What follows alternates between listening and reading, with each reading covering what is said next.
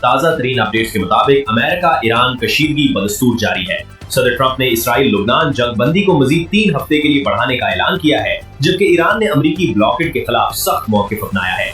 आलमी तवानाई मार्केट में दबाव बरकरार है और तेल की कीमतें बुलंद सतह पर हैं। सदर ट्रंप ने कहा कि ईरान के साथ कोई मुआहदा सिर्फ अमरीकी शराइत पर होगा और दावा किया कि ईरानी फौजी सलाहियतें शदीद नुकसान का शिकार हैं, जबकि ब्लॉकेड एयर टाइट है। वाज़ेह किया कि अमरीका ईरान के खिलाफ एटमी हथियार इस्तेमाल नहीं करेगा, बल्कि रिवायती तरीके से जंग जारी रखेगा। ईरान ने रद्द-ए-अमल में सदर मसूद पज़ेश्कियान ने कहा कि ईरान मुत्तहिद है और क़यादत में कोई तकसीम नहीं। ईरान ने स्ट्रेट ऑफ हॉर्मुज़ दोबारा खोलने से इनकार किया जब तक अमरीका ब्लॉकेड खत्म नहीं करता। अमरीकी फोर्सेज ने अपने हर्म्स में एक ईरानी तिजारती बहरी जहाज पर चढ़कर कब्जा कर लिया है। अमरीकी फोर्सेज ने हालिया दिनों में कम से कम 2 जहाज जब्त किए और 3 पर हमला किया, जिसे ईरान ने पायरेसी कज़ाकी करार दिया।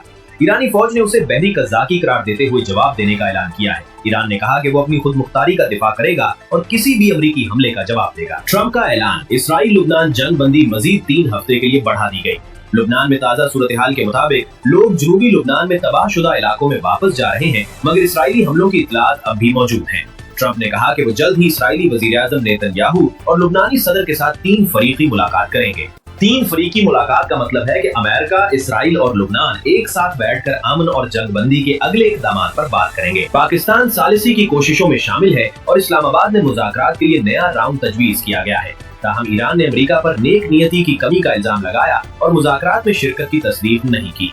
और आपको मजीद अपडेट करते चले, इसराइल लुबनान पर इसलिए हमले कर रहा है क्योंकि वो हिजबुल्लाह को निशाना बना रहा है, जिसे इसराइल ईरान का इत्तेहादी और अपनी सलामती के लिए बराह रास्त खतरा समझता है। ये हमले अमेरिका ईरान कशीदगी के तनाजुर में शुरू हुए और लुबनान को जंगबंदी में शामिल न करने के दावे के बाद मजीद शिद्दत इख्तियार कर गए।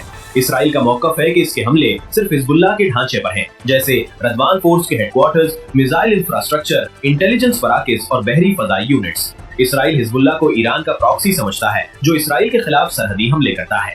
पाकिस्तान और दीगर सालिस ममालिक ने ऐलान किया था कि लुबनान भी सीज़ फायर में शामिल है, मगर अमेरिका और इसराइल ने कहा कि लुबनान शामिल नहीं। इसी इख्तिलाफ के बाद इसराइल ने 8 अप्रैल को बड़े पैमाने पर हमले किए, जिन्हें लबनान ने ब्लैक वेडनेसडे कहा। इन हमलों में 357 अफराद हलाक और 1200 से ज़ायद जख्मी हुए, जिनमें आम शहरी भी शामिल थे। इसराइल और लबनान के दरमियान 1948 से जंगी हालत बरकरार है, कोई बाज़ाब्ता अमन मुआहिदा नहीं हुआ।